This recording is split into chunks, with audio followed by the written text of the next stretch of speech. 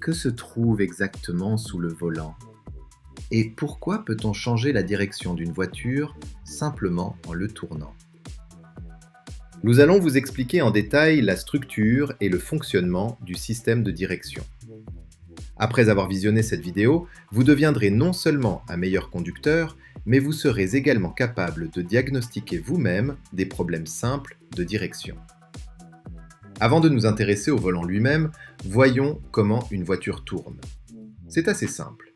Il modifie la direction des roues avant. Pour tourner à gauche, les roues avant doivent être braquées à gauche. Le volant contrôle l'angle de braquage des roues et le principe est assez clair. Sous le volant se trouve la colonne de direction, avec un ou deux joints de cardan au centre pour changer de direction. Les deux roues sont reliées par des fusées de direction et des biellettes de direction. L'élément clé est la conception de l'engrainement entre la colonne de direction et la biellette de direction. Lorsque le conducteur tourne le volant, la colonne de direction déplace le bras de direction à gauche ou à droite grâce au système de crémaillère. Ce mouvement modifie l'angle des roues. C'est le principe structurel de base du système de direction. Cependant, les systèmes de direction modernes restent relativement rudimentaires. Nombre d'entre vous éprouvent encore des difficultés à tourner le volant compte tenu du poids du véhicule, 1 à 2 tonnes. C'est pourquoi ce système est dépourvu de direction assistée. Il existe deux types de direction assistée. Les modèles anciens et même de nombreux pick-up économiques actuels utilisent une direction assistée hydraulique mécanique. Ce type de direction consiste à ajouter une pompe hydraulique au système de direction alimenté par le moteur. Le niveau d'assistance est lié au régime moteur. À bas régime, lorsque la charge du moteur est faible, le volant est très dur, presque sans assistance, ce qui rend les manœuvres de stationnement en marche arrière extrêmement difficiles.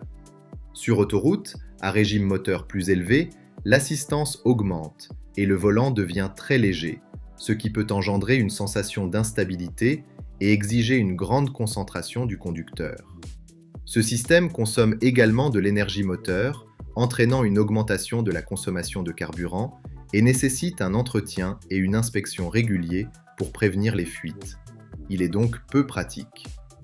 La plupart des véhicules modernes utilisent une direction assistée électrique, qui ajoute un moteur et un capteur de couple au système de direction. Ce système calcule automatiquement le niveau d'assistance en fonction du couple appliqué au volant et de la vitesse du véhicule, ce qui le rend beaucoup plus intelligent. À basse vitesse, il fournit une assistance de direction plus importante, facilitant les virages serrés et les manœuvres de stationnement. À vitesse élevée, où la stabilité est primordiale et les mouvements du volant minimaux, il réduit l'assistance de direction afin d'éviter les braquages involontaires, ce qui le rend plus pratique, économe en carburant et sans entretien. Son principal inconvénient réside toutefois dans le manque de précision de la direction. Certaines voitures peuvent traverser des champs sans ressentir la moindre vibration au volant.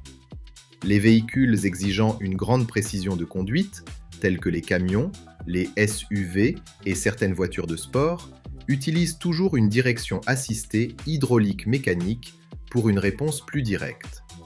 Cependant, pour le conducteur moyen, ce type de direction n'est pas aussi confortable qu'une direction assistée électrique. Enfin, voici une astuce simple pour identifier les bruits inhabituels. Si vous entendez un cliquetis en tournant doucement le volant, il s'agit probablement d'un joint de cardan défectueux. Si vous entendez un cliquetis en tournant brusquement le volant, le problème provient probablement de la mécanique de direction, notamment du système pignon-crémaillère ou éventuellement d'une rotule de suspension. Si cette vidéo vous a plu, n'oubliez pas de liker et de vous abonner à la chaîne automobile. À bientôt!